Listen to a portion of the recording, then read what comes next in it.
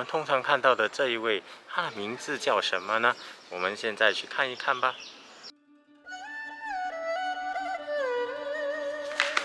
大家好，新年快乐！我在这里祝大家恭喜发财，万事如意，大吉大利，心想事成。大家在新的一年都想要发财啦，有谁不想要发财？那我们华人的习俗呢，就有了这个在春节的时候参拜财神啦。那我们今天就去看看财神这个由来，跟财神到底有几位，我们一起去看吧。我们普遍看到的财神呢，就像我身后这一尊呢，身穿官袍啦，手持着如意跟金元宝。有时你也会看到他们是拿着这个聚宝盆啦，象征着无量的金银财宝。我就上网查了一下，看了看，财神到底究竟有几位，然后财神的由来是什么？然后呢，原来发现财神既然高达9位，甚至是更多。财神也分了正财神、准财神、偏财神、武财神、文财神，那么多财神。那你知道的财神有几位呢？有一位财神叫李鬼主。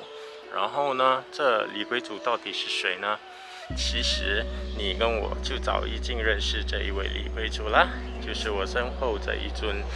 他就是李鬼主。李鬼主是北魏人士，然后生前是当官的，就是一名县令。所以呢，后来你会看到他是身穿这个官袍的，他是当官的嘛。然后他勤政爱民，非常节俭，据说还常常把自己的俸禄，就是薪水，交给人民。去帮助那些困苦的人民，所以就好像分发自己的财富给人，所以后来世人就为了纪念他，就封了他为财神啦。刚刚我们看了李鬼主，是我们通常常见的财神，然后呢，李鬼主也是文财神。那文财神还有谁呢？比干是商朝的一位丞相，他也是宗亲。就是他是纣王的叔父。那传说中呢，纣王为了讨好妲己，听信了妲己的谣言，说比干拥有这个7巧玲珑心，能够医病。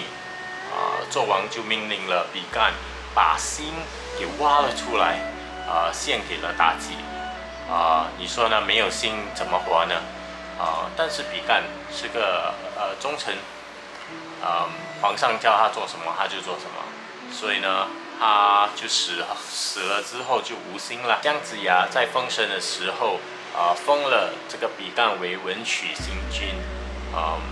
后人呢，也因为比干没有这个心嘛，后人就觉得，没心的人就没有私心，办事也会公道，所以他们就开始供奉这个比干为财神啦。在古时候的中国社会，就有这句话：农不如工，工不如商。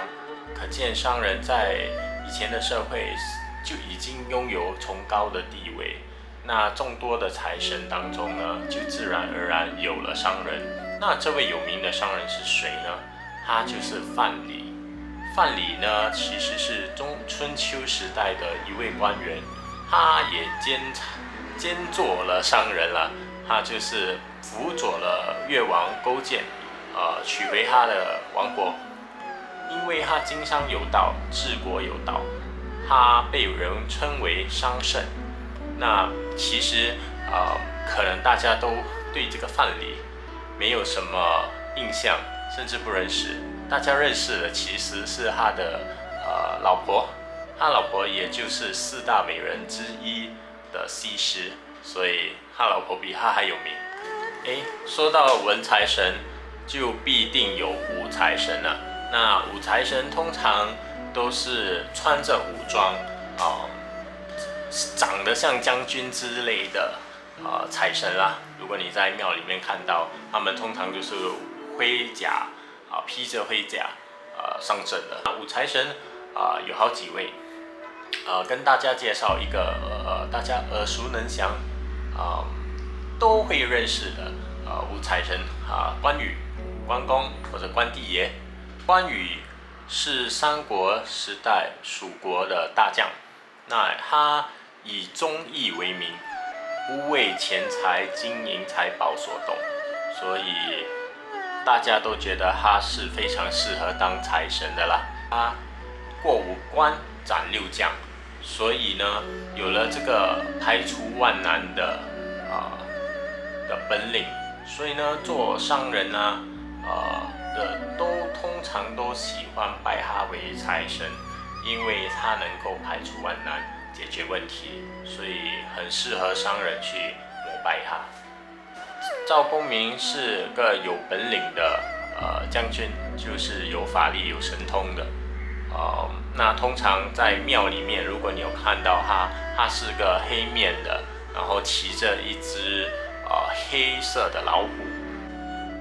那赵公明死后呢，就被姜子牙封了个神位了。其实他被封的不是财神，那反而是他的4个义兄弟被封了为小财神。那4位就分别做了招宝、纳珍、招财和利市。那后来人们就看了，他其实是那4位小财神的老板吧，自然而然他就是一位财神啦。那4+1就等于5嘛。我们所知道的这个5路财神呢，就是指这个赵公明和他4位义兄弟了。如果你喜欢我的影片，请你订阅、按赞、分享。在这里跟大家拜个年，恭喜发财，大吉大利，新年快乐！再见了啊，拜。